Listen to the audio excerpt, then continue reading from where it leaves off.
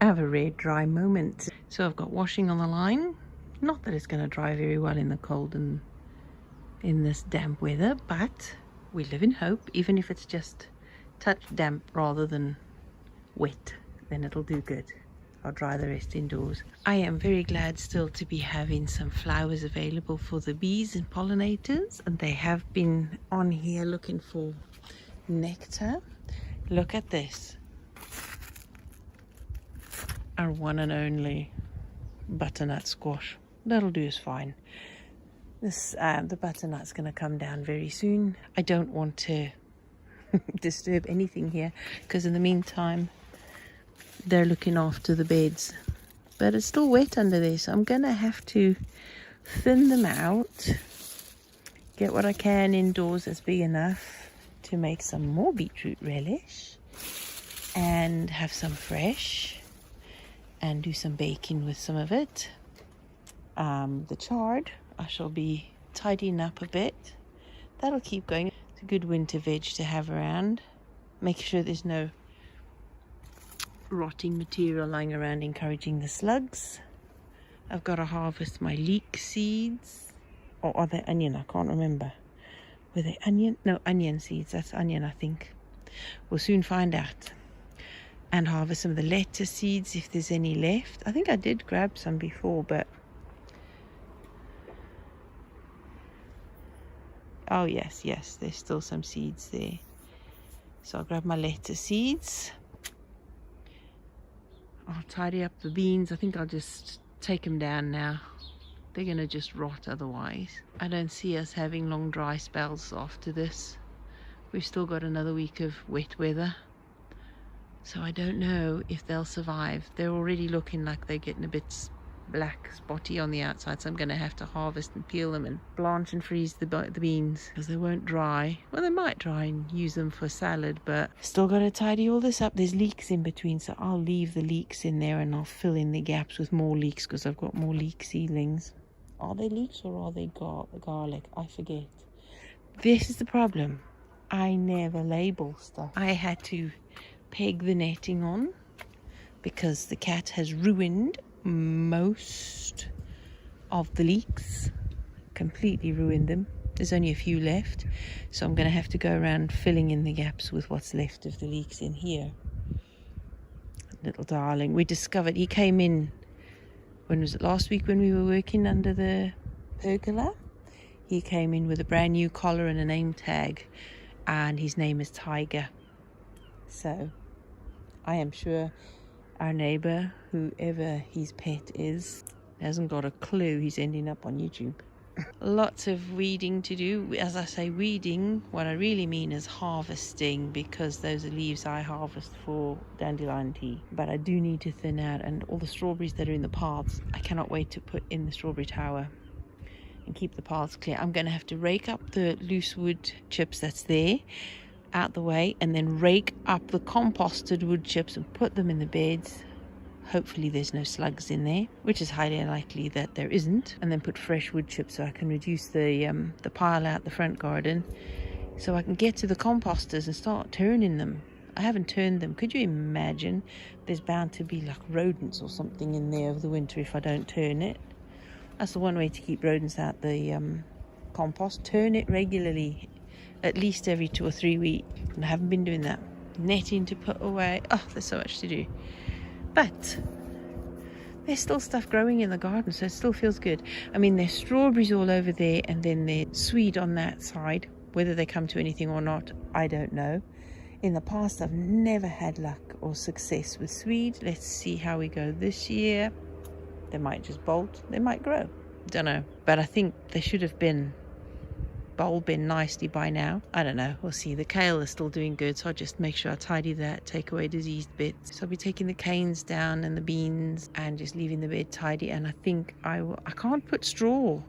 I cannot cover the ground with straw because of the slugs. So I've got to get all the dying leaves out. I've got to say, if I want to keep slugs away in this garden, I have to be tidy in the annual beds.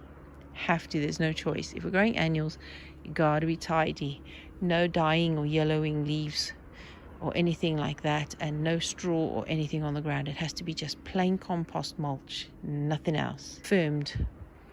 To avoid slugs, that's what I got to do. Got to keep it tidy. I don't know when I'm going to get to do that. I might not get a chance today. I need to save some of the marshmallow seeds. And I've stopped gathering the flowers from the calendula now. I want them to set seed. It's my seed for next year. Whether they do or not, I have no idea, because it's going to be so wet. Right, lots to do. I am so worried about this little plant. I have no idea what it's called. It is the absolute tiniest little leaves. It is absolutely gorgeous. I love it. It's almost like that mind your own business, but I don't think it is that. But I think it loves a woodlandy, wet, well, not wet, but dampish, warm place. So I don't know what I need to do to protect that from the winter. I'm not sure even what it is. So if somebody knows, could you tell me? It doesn't flower.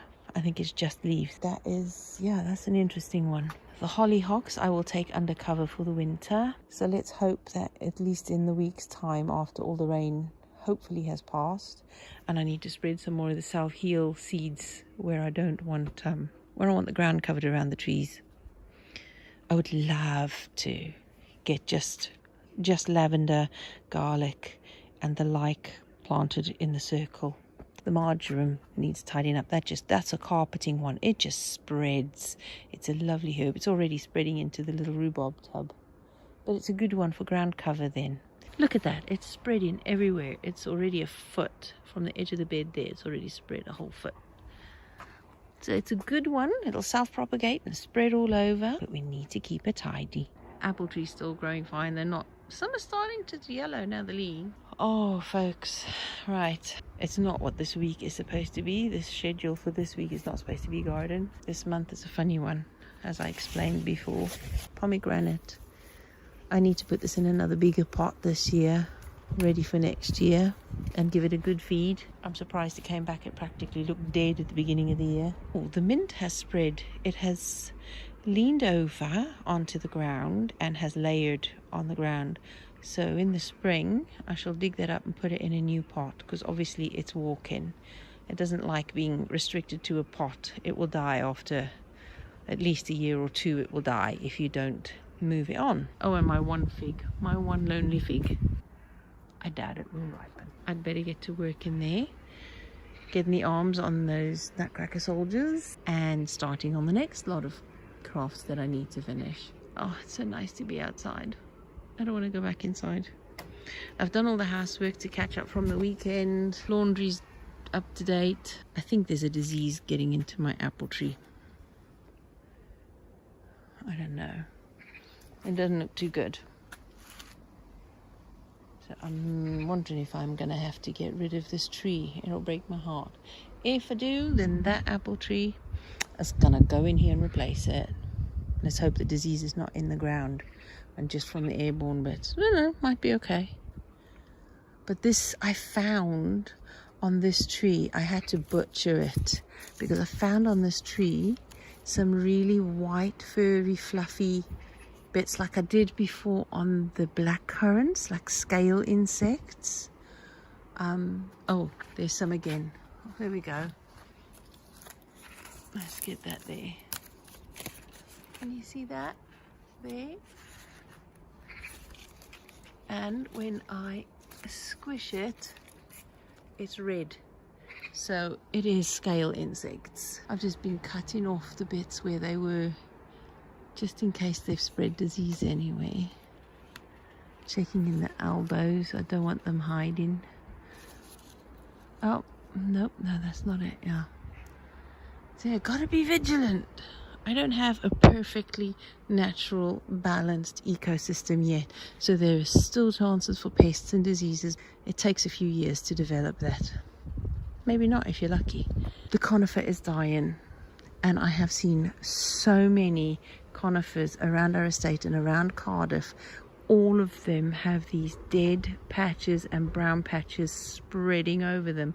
So I think there's a disease. I've not heard anything. I haven't been watching Country File to see if they've mentioned anything on there.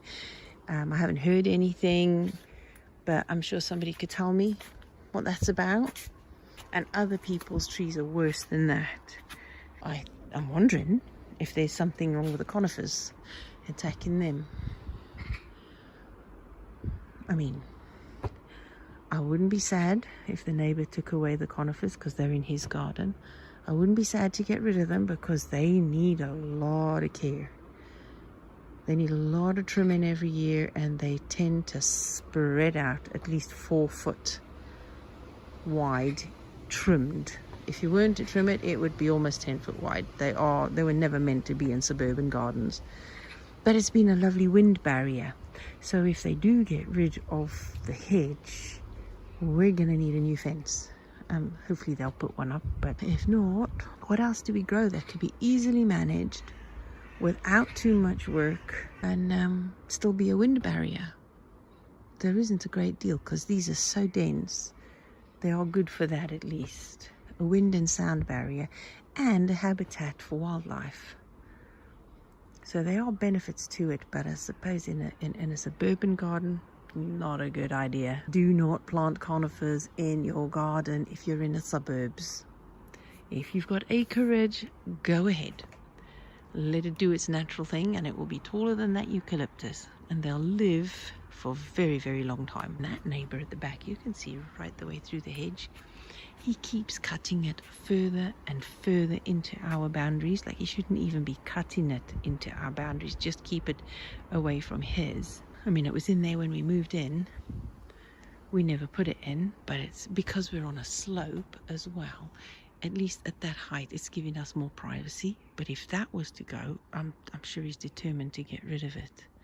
But if that was to go, we'd have the fence would only be 6 foot high. Somehow we'd have to make it 8 foot high by putting trellises over the top and growing some clematis or something. But that's again another privacy and sound screen. Hedges and neighbors are not good mix, because not everybody likes what you've got, or you might not like what your neighbour's got, because that's definitely their neighbour's conifers, but those are in our garden, in our boundaries. Sorry if I'm whispering, you can't have a conversation here without being heard. But yes, it's a strange neighbour, that one. He used to cut holes in the hedge, and we had to put a make-do fence there to stop the dog getting through. Somebody else's dog came through as well into the garden before. And my poor nettles, there's nothing to harvest there. They've been ravaged by Summer the caterpillar. Hopefully not the same ones as has been on the buxus, because that looks exactly the same. Oh, it is. The furry. Oh, it's the same as has attacked the buxus. And they've eaten the nettles. Oh. My excuses for being out here and not working is wearing out now. I've got to get going. I've got to get doing. I need to harvest that last bit of catnip. And it is always best, if you're harvesting herbs for medicinal use, it's best to harvest them in the spring, apparently, because their vital oils, their volatile oils are not so good later on in the year. But I still smell them very strongly, so the catnip must still be very, very good to harvest at any time. Welcome to new subscribers. We have a couple of new subscribers. Lovely to have you along. I don't know if I'm talking to anybody by the time we get to this part of the video. If you have watched it right the way through to the end, please let me know.